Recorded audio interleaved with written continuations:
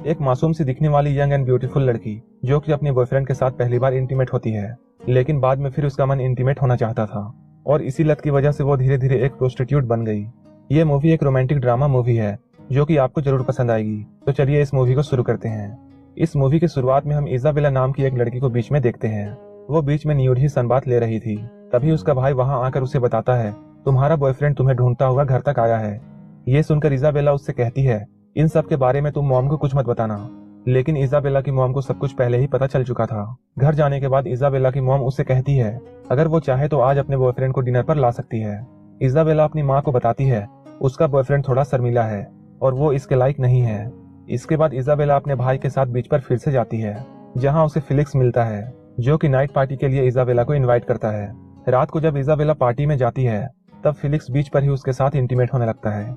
Isabella का ये first time था, इसलिए ये सब उसे काफी बुरा लगता है, लेकिन वो कहीं ना कहीं फिर से इस चीज को करना चाहती थी। कुछ दिन बाद इजाबेला का बर्थडे आता है। अपने बर्थडे में वो फिलिक्स को नहीं बुलाती है। अगले दिन इजाबेला अपने डैड के पास जाने लगती है। इजाबेला के मॉम और उसके डैड का डिवोर्स हो चुका है। ये दोनों अब अलग रहते हैं, लेकिन इजाबेला हमेशा अपने डैड के घर आया करती थी। इजाबेला जब यहाँ से जा रही होती है तब रास्ते में उसे फिलिक्स दिखाई देता है। फिलिक्स को देखकर उसके चेहरे पर कोई भी फीलिंग्स नहीं आती है, वो उसे इग्नोर करती है। इस सीन को देखकर हमें पता चलता है कि इजाबेला फिलिक्स का सिर्फ यूज कर रही थी, वो फिलिक्स को बिल्कुल नहीं चाहती है। कुछ वक्त के बाद हम इजाबेला को एक होटल में जाते हुए देखते हैं, जहाँ उसे जॉर्ज नाम का एक बूढ़ा आदमी मिलता है। इजाबेला अब एक प्रोस्टिट्यूट बन चुकी है जो पैसों के लिए लोगों के साथ सोती है। इजाबेला ऑनलाइन साइट से लोगों को ढूंढती है। इसके बाद वो अपना समय निकालकर होटल में उन लोगों से मिलती है।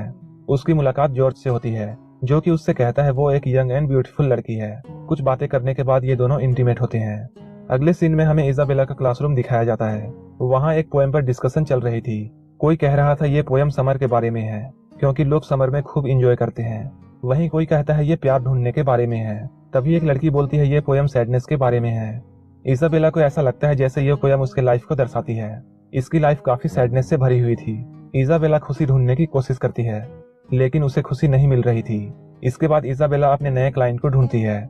वो भी इसके साथ इंटीमेट होता है, लेकिन वो इसे पूरे पैसे नहीं देता है। इजाबेला जब अपनी बाकी पैसों के बारे में पूछती है, वो आदमी इजाबेला की मॉम को सब कुछ बताने की धमकी देता है। इजाबेला चुप हो जाती है क्योंकि वो कुछ नहीं कर सकती थी। इसके बाद वो अपने घर आ जाती है।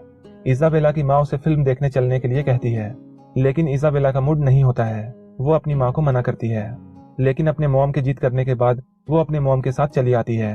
जब वो थिएटर पहुंचती है उसे वहां पर जॉर्ज मिलता है जो कि एक लड़की के साथ था। इंटरवल के टाइम पर इजाबेला जॉर्ज से मिलती है। इसके बाद वो दोनों अक्सर एक दूसरे से मिलने लगे। एक दिन जब इजाबेला जॉर्ज के साथ इंटीमेट हो रही थी, जॉर्ज को हार्ट अटैक आता है और वो वहीं पर मर जाता है। ये देखकर इजाबेला काफी डर जाती है। वो जब वॉशरूम में जाती है वहां उसे कुछ टैबलेट्स मिलते हैं जो कि जॉर्ज अपनी ताकत बढ़ाने के लिए यूज करता था, और इन्हीं टैबलेट्स की ओवरडोज की वजह से उसकी जान चली गई। इसके बाद इजाबेला वहां से चली जाती है। जब पुलिस को इसके बारे में पता चलता है तो पुलिस उससे पूछने के लिए आती है। पुलिस आकर इजाबेला की मॉम को उसकी सच्चाई बताती है। उसकी मॉम को पुलिस की बातों पर विश्वास नहीं होता है। तभी पुलिस अलग अलग होटल्स की कैमरा फुटेज उसे दिखाती है जहां वो क्लाइंट्स के पास जाती थी। ये देखकर इजाबेला की मॉम बहुत शॉक हो जाती है। साथ में पुलिस उसकी माँ को बताती है इजाबेला अभी 17 की है, इसलिए उसे कोई भी सजा नहीं होगी, उसे सिर्फ एक विक्टिम माना जाएगा। लेकिन जब इजाबेला घर आती है उसकी माँ उसे बहुत मारती है। इसके बाद इजाबेला पुलिस को स्टेटमेंट देकर छूट जाती है। इसके कुछ दिन बाद वो अपने फैमिली फ्रेंड्स के बच्चों को संभालने के लिए उनके घर जाती है, क्योंकि वो लोग उस दिन बाहर जाने वाले थे।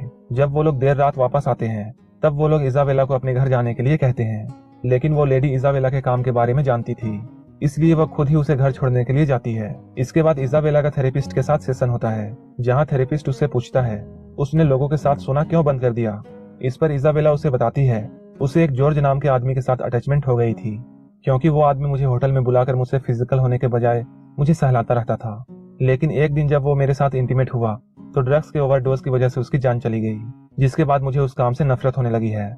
इसके बाद इजाबेला अपने क्लासमेट एलेक्स के साथ रिलेशन बना लेती है, लेकिन एलेक्स के साथ उसे वो एक्साइटमेंट नहीं मिलती थी जो कि उसे अलग अलग क्लाइंट्स के साथ मिलती थी, और इसी वजह से वो कुछ समय के बाद एलेक्स के साथ ब्रेकअप कर लेती है।